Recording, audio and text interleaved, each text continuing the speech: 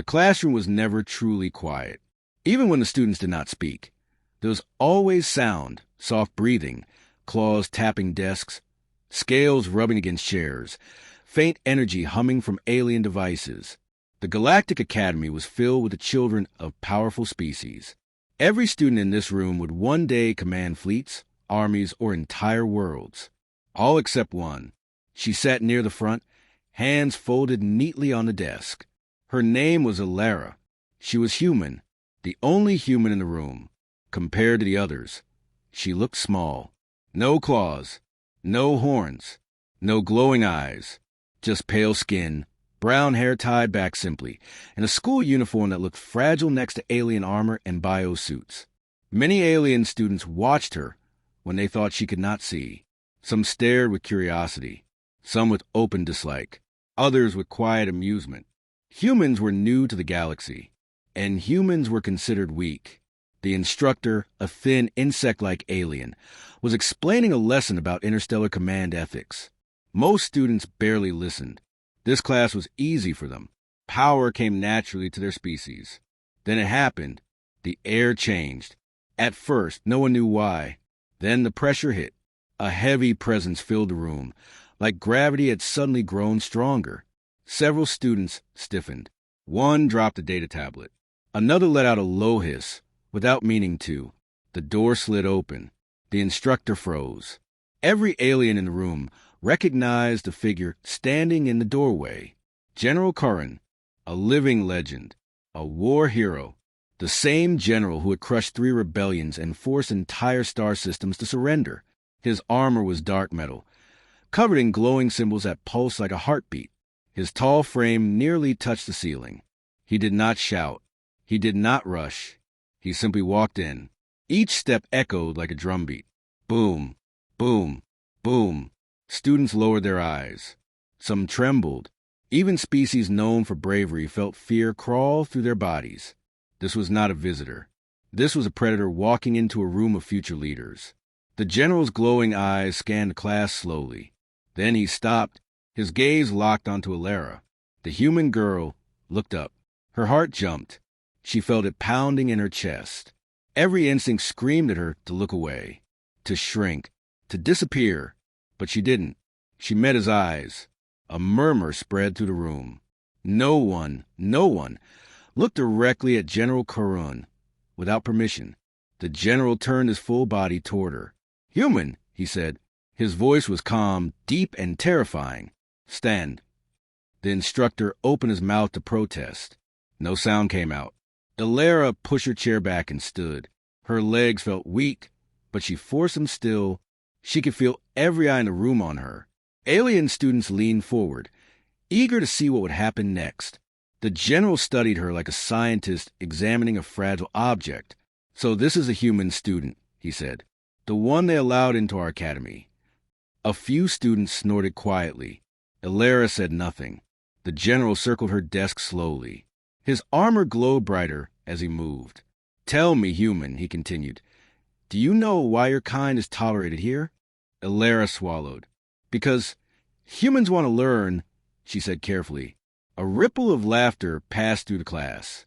The general stopped in front of her. "No," he said, "because your kind is harmless." The laughter grew louder. Alara felt heat rise in her face, but she stayed still. The general raised one armored hand. Silence returned instantly. "For centuries," he said, "the galaxy has been ruled by strength, by discipline, by control. Humans survived their world through chaos and emotion, violence without order." His eyes narrowed. "Today, I will show this class what humans truly are." The instructor finally found his voice. "General, with respect, this is a learning session." The general turned his head slightly. The instructor fell silent again. The general looked back at Alara. "I challenge you." The room froze. "A challenge?" whispered one student. "In class?" another muttered. Alara's breath caught. "A challenge, sir?" "Yes," the general said. "A test. Right here. Right now." The alien students leaned forward. This was better than any lesson. "If you refuse," the general continued, Your species will be recorded as mentally unfit for advanced command training. That meant more than failure. That meant humans would never again be taken seriously. Ilara closed her eyes for a moment. She thought of Earth, of noisy cities, of history books filled with wars, disasters, and survival. She thought of her parents, who told her that being human meant standing up even when you were afraid. She opened her eyes. "I accept," she said. The room exploded with noise. Is she insane? She'll break. This will end badly. The general raised his hand again. Silence fell. "You will face stress beyond your limits," he warned. "Fear, pressure, exposure. You may leave damaged." Ilara nodded once. "I understand." The general searched her face, expecting to see doubt. He found none.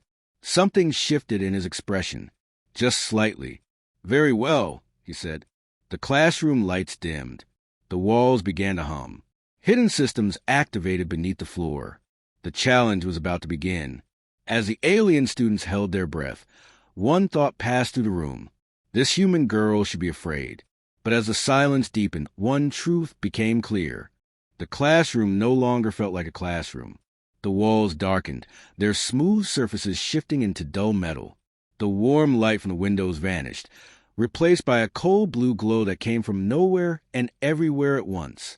A low vibration spread through the floor, slow and heavy, like the breathing of a giant beast. Several alien students gasped. "This is a command pressure chamber," whispered one of them. "Only officers train in these." Ilara stood in the center of it all. She felt the change instantly. The air pressed down on her shoulders. Not physically, but mentally, it was like an invisible hand pushing against her thoughts, making them slow, heavy, unclear. The general stepped back, his voice echoing slightly now. "This test does not attack the body," he said. "It attacks the mind. Fear, stress, memory, instinct. Species with weak control fail quickly." Around Ilara, some alien students shifted uncomfortably. Even watching this test made their nerves tighten. The pressure increased. Ilara's chest tightened. Her breathing became harder. Her mind tried to jump in every direction at once. "Run. Hide. You don't belong here." She clenched her fists gently and forced herself to breathe in through her nose and out through her mouth. Slow. Steady. She remembered something her mother once told her. Fear is loud, but it lies.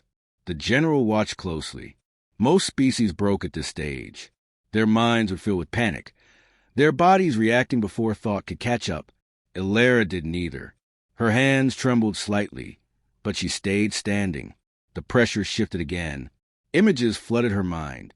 Earth, burning cities, sirens, people shouting, news screens filled with disasters, storms, wars, hunger, chaos.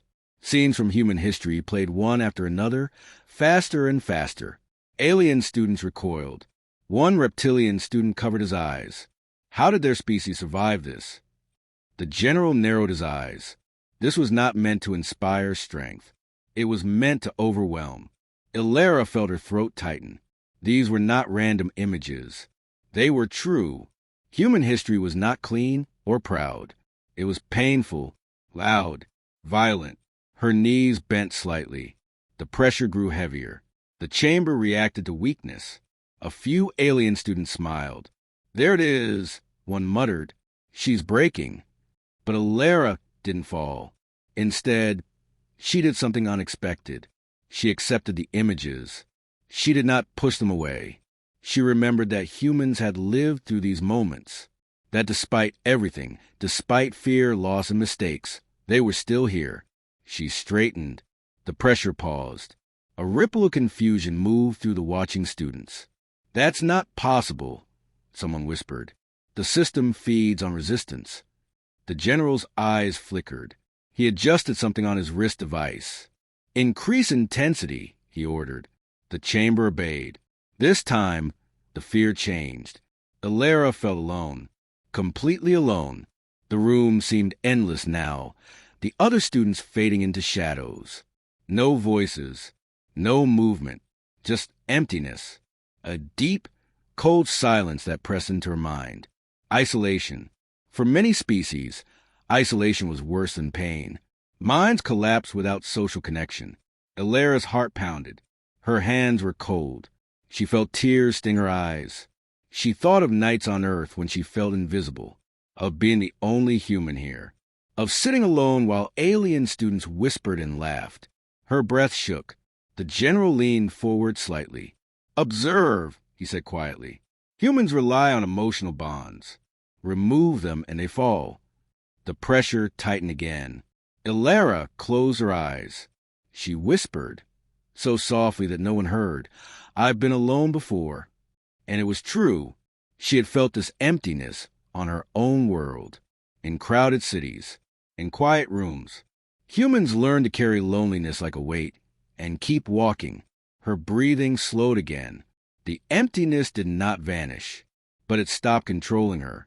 The chamber hesitated. A sharp sound echoed as the system struggled to adjust.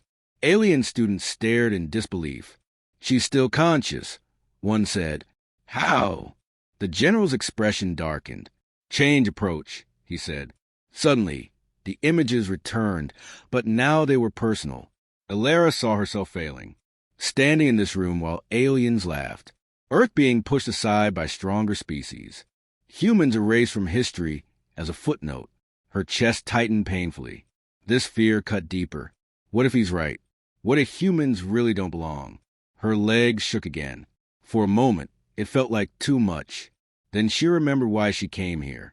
Not to prove humans were perfect, but to prove they did not quit. She lifted her head. "I'm still here," she said aloud. Her voice was quiet, but clear. The words echoed through the chamber. The pressure wavered. The general froze. Alien students leaned forward, stunned. No one had ever spoken during this phase of the test. The chamber lights flickered. Ilara stood straight now, her fear still present, but under control. The general slowly lowered his hand. The room fell into silence once more. For the first time since entering, the general did not look certain. The test was far from over, but something had changed. The galaxy had begun to notice. Fear did not rule humans, and this human girl was not done yet. The chamber did not shut down. Instead, it changed. The blue light faded into a harsh white glow that hurt the eyes. The floor vibrated harder now, sending small shocks through every nerve. Several alien students gripped their desks to stay steady. Ilara felt it too. Pain spread through her muscles. Not sharp, but heavy, like she had been carrying weight for days without rest. Her shoulders ached. Her arms felt weak. Her head throbbed. This was no longer only fear. This was exhaustion. The general's voice echoed through the chamber. "Humans are known to endure pain," he said. "Let us see how long." The pressure doubled. Ilara's breathing turned rough. Each breath felt like work. Her vision blurred at the edges, shadows creeping in. Around her, alien students struggled just from observing. One insectoid student slumped forward, overwhelmed. Another hissed and looked away, unable to watch anymore. "She should already be unconscious," someone whispered. Ilara took one slow step forward by accident as her balance shifted. Gasps filled the room. The chamber reacted instantly. The pressure surged again, feeding on movement, on weakness. Her knees bent. The floor felt very far away. The general watched carefully. He had seen this moment countless times. This was where minds broke, where pride turned to panic. Ilara caught herself, not with strength, but with stubbornness. She planted her feet wider, her hands curled, nails biting into her palms. The small pain helped her focus. "Stay awake," she told herself. "Stay present." Her thoughts tried to scatter, but she pulled them back one by one, like gathering loose strings. She remembered running until her lungs burned, studying late nights with no sleep, pushing through fear when quitting felt easier. Humans did this every day. The pressure did not stop. The chamber began sending sound now, deep, low tones that vibrated through bone and skull. For many species, this frequency caused panic and loss of control. Alien students cried out. "Turn it down," one shouted.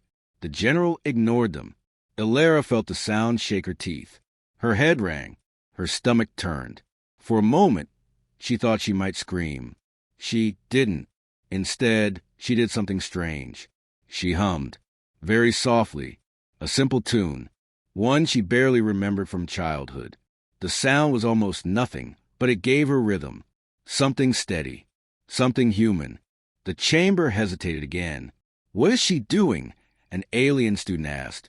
The general frowned. This was not in the data. Ilara's eyes stayed open now. Focus forward. Sweat ran down her face. Her uniform clung to her skin. She was clearly suffering, but she was still standing. The general's fingers tightened. "Escalate," he ordered. The chamber obeyed one last time. This was the final layer.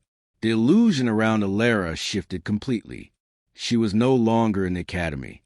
She stood on a broken battlefield. The air was thick with smoke. The ground was cracked and burning. Shapes moved in the distance. Fallen machines ruined cities. This was Earth, not as it was, but as it could be. She saw humans running, screaming, fighting hopeless battles against forces too strong to defeat. Above, alien ships filled the sky. A voice echoed, not the general's, but something deeper. "This is your future," it said.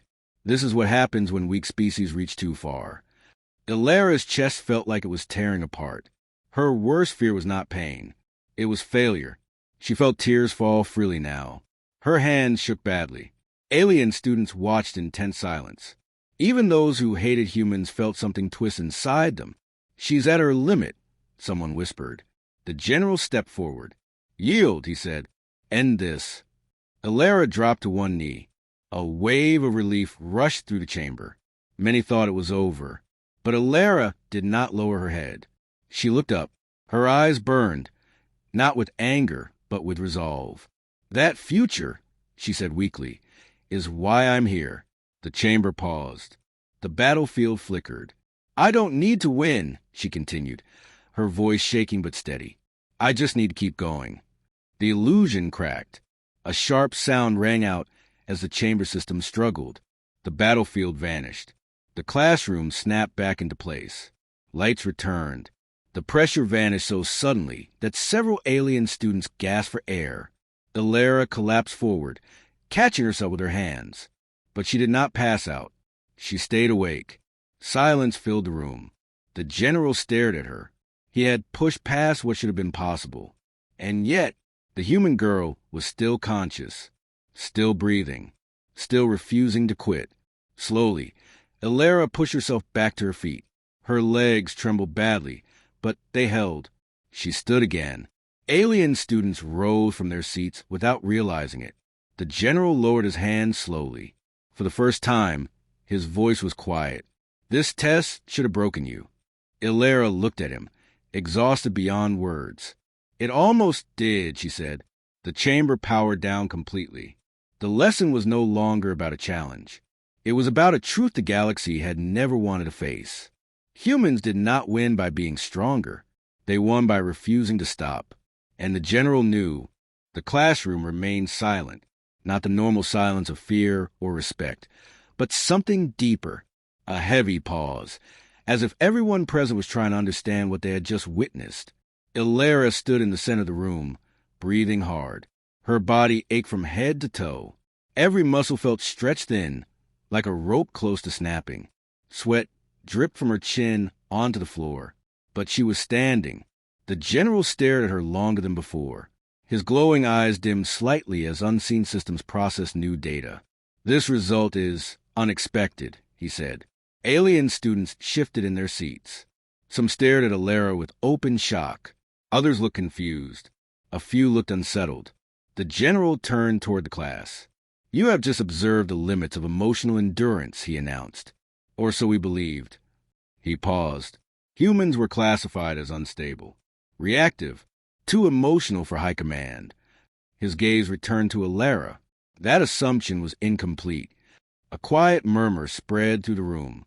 Ilara swallowed and straightened her shoulders. Standing still hurt, but falling felt worse. The general raised his hand again. The chamber did not restart. Instead, something else activated.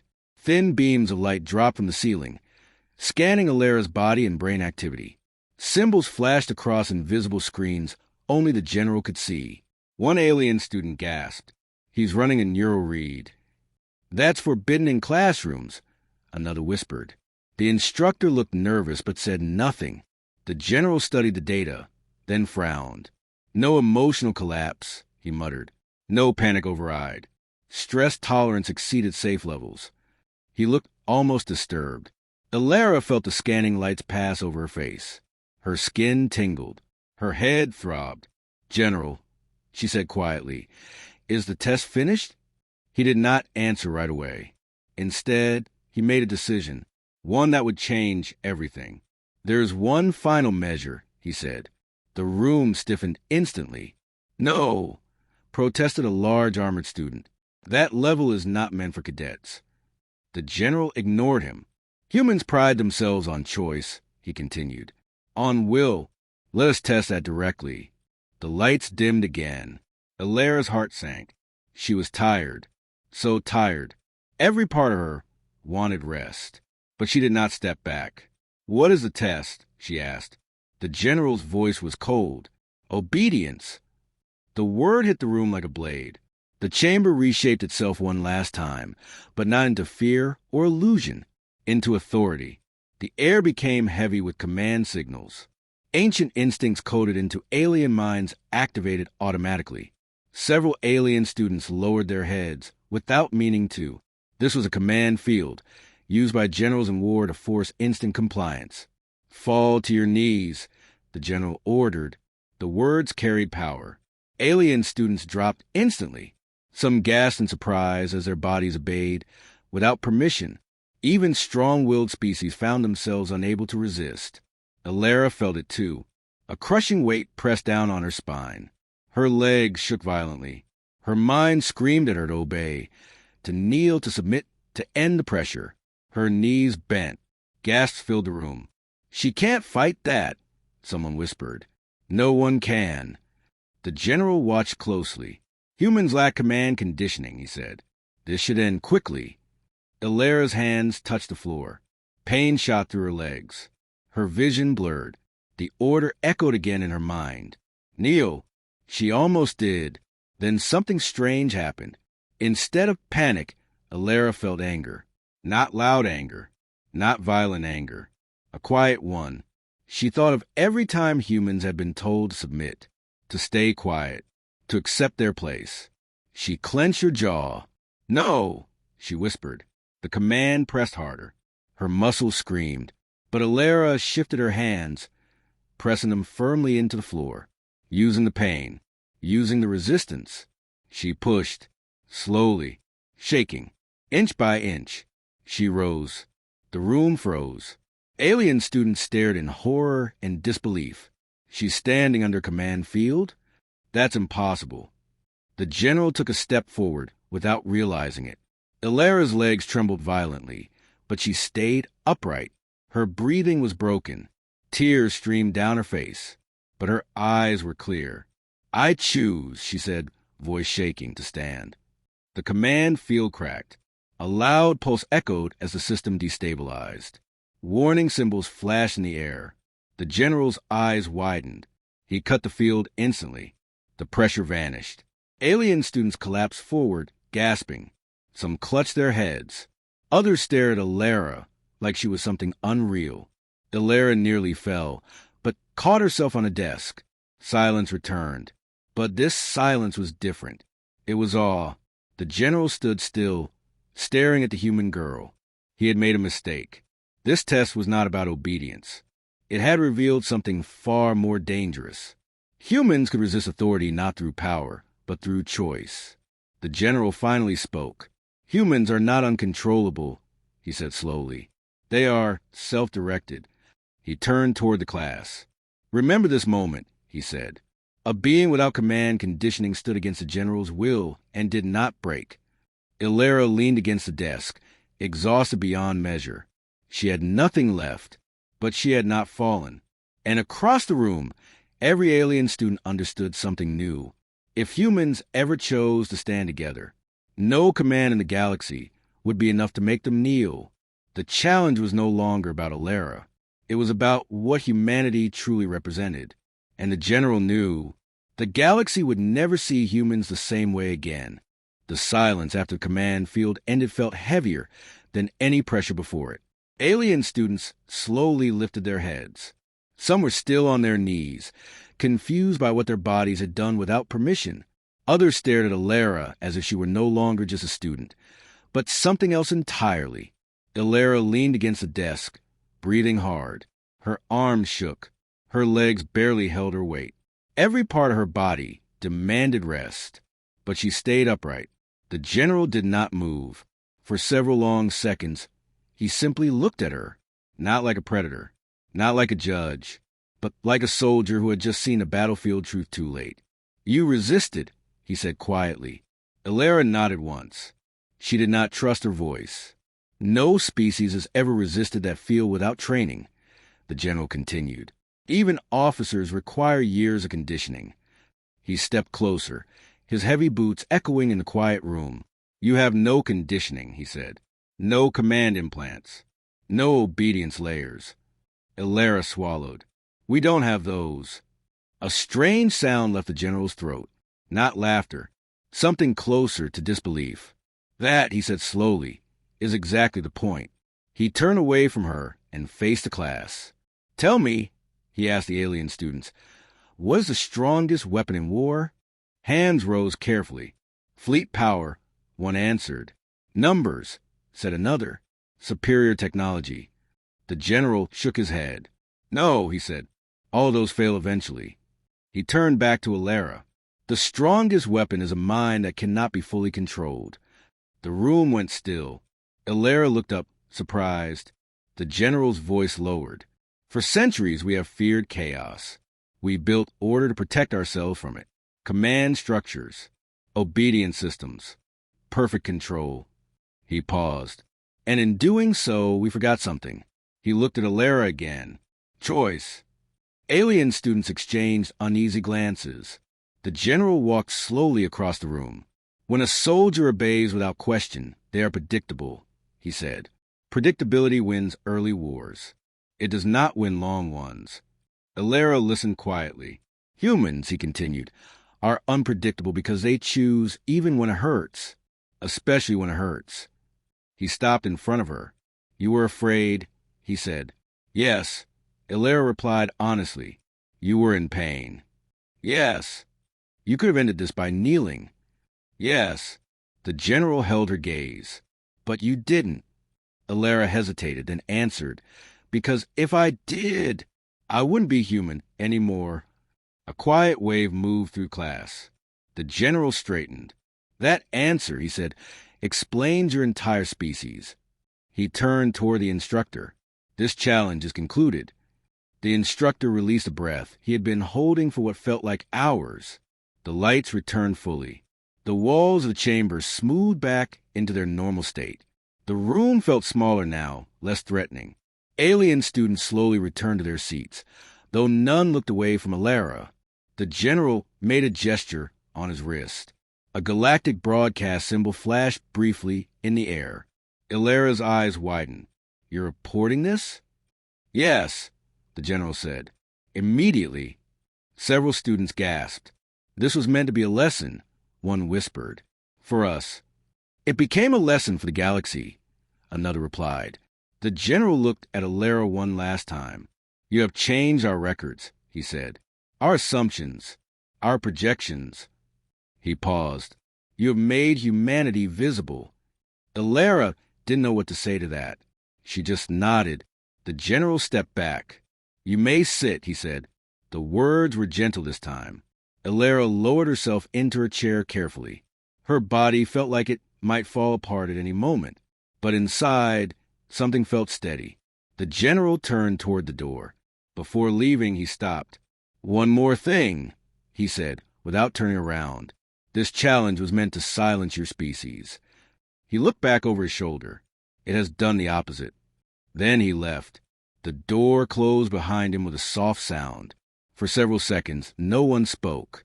Then an alien student stood up, a tall one with heavy armor plates. He looked at Alara. "Human," he said awkwardly, "were you trained for this?" Ilara shook her head. No. Then how did you endure? She thought for a moment. Because giving up was never an option, she said simply. Another student spoke. You were terrified. Yes. Then why didn't you run? Ilara looked around the room, at faces that no longer looked down on her. Because humans don't wait until fear is gone, she said. We move with it. No one laughed. The instructor cleared his throat. Class dismissed, he said quietly. Students gathered their things slowly. Many paused as they passed Ilara's desk. Some nodded, some bowed slightly. Others simply stared with new respect. Ilara stayed seated, too tired to move. As the room emptied, a single thought spread across the academy, carried by whispers and data streams. A human student stood against the general's will, and the general stepped back, far beyond the academy. Ships received the report. Councils paused mid-session. Analysts replayed the data again and again. The galaxy had classified humans as weak. That classification was now under review. Ilara rested her head briefly on her folded arms. She did not know what would come next, but she knew one thing for certain. The galaxy had just learned a dangerous truth. Humans do not need permission to stand. And soon, they would have to decide how to live with that. The academy did not return to normal, not after that day. Ilara stayed, seated long after classroom emptied. The quiet now felt different. Not heavy, not threatening, just still. Her body finally gave in to exhaustion. Her hands shook as she stood and slowly walked out into the wide academy hall. The lights above seemed brighter than before. Every step felt unreal, like she was walking through a dream. She did not notice the cameras at first. Hidden sensors followed her movement. Data streamed across secure channels.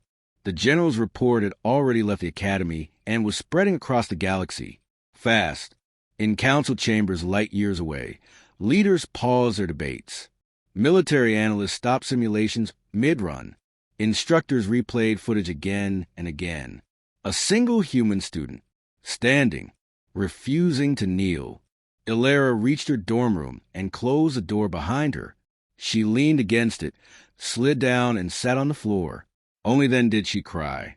Not loudly, not with drama, just quiet tears of release. Fear leaving her body little by little. She had not planned to change anything. She had only wanted to survive the day. The next morning, the academy halls were silent in a new way. Students watched Ilara as she walked to class. Not with mockery, not with pity, with caution, with respect. Whispers followed her. That's her. The human. She stood against the general. Ilara kept her eyes forward. She did not smile. She did not raise her head. She just walked. Inside the command tower, General Curran stood before a wide star map. His armor was unlit now, dark and still. An aide approached. The councils are asking questions. The aide said carefully. They want clarification. Some are concerned. They should be, the general replied. They believe this was an exception, the aide continued. One human, one result. The general turned slowly. No, he said. It was a demonstration. The aide hesitated. Of what, sir? The general looked at the stars. Of a species that does not require control to function. The aide was silent. We build our empires on obedience, the general said. On command chains. On removing choice to gain order. He clenched one armored fist. And then we met a species that refuses to give choice up. In classrooms across the academy, lessons changed. Instructors paused mid-sentence when discussing command psychology. New data appeared in curriculum files. Human behavioral resilience, under review. Alien students argued late into the night. They feel fear like we do, one said. But they move anyway, another replied. That's dangerous. Yes, someone answered quietly. That's why they survive. Ilara sat in her next class. Quiet as always. No general entered. No test activated. But the room felt tense. Finally, an alien student turned to her. Human, he said, unsure. Are all of you like this? Ilara thought for a moment. No, she said. Some are stronger. Some are weaker. Some that are broken. The student frowned. Then why didn't you? Ilera looked down at her hands. Because humans don't measure themselves by breaking points, she said. We measure ourselves by what we stand back up from. The student did not respond, but he did not look away either. Across the galaxy, something rare happened. Silence. No wars were declared. No fleets launched. No speeches were made. Instead, councils watched. They replayed the footage of a shaking human girl standing under command pressure. They watched her knees bend and then straighten. Again and again. Simulations changed. Predictions shifted. Humanity's survival chances increased sharply. Not because of weapons or ships, but because models could not predict a species that chose freely under pressure. One analyst said it best. You cannot control what refuses to surrender its will. Days later, Ilera was summoned, not to a classroom, to a viewing chamber. The general stood there alone. You have become a symbol, he said without greeting. Ilera stiffened. I didn't want to. I know, he replied. That makes it worse or better. He turned to face her. The galaxy fears humans now, he said honestly, not because you are violent, but because you are difficult to stop. Ilera felt a chill. Is that bad? She asked. The general considered. No, he said. It is honest. He inclined his head slightly. A species that can be controlled is a tool, he said. A species that cannot is a force. He stepped aside and opened the chamber window. Stars filled the view. The galaxy will adjust, he said, slowly, carefully. Ilera looked out at the endless dark. What if they don't? She asked. The general's voice was quiet. Then they will learn. That night, a single line was added to the galactic records. Humanity. Psychological classification updated. Status. Unbreakable under duress. Threat level. Unknown. Recommendation. Observe, not provoke. Ilera lay in her dorm bed, staring at the ceiling. She was still afraid. She was still small. She was still human. But somewhere beyond the stars, fleets hesitated. Councils paused. Generals reconsidered. All because one human girl refused to kneel. The galaxy had tried to test humanity. Instead, it had been tested itself. And for the first time in a very long time, the galaxy fell quiet, not in fear, but in respect.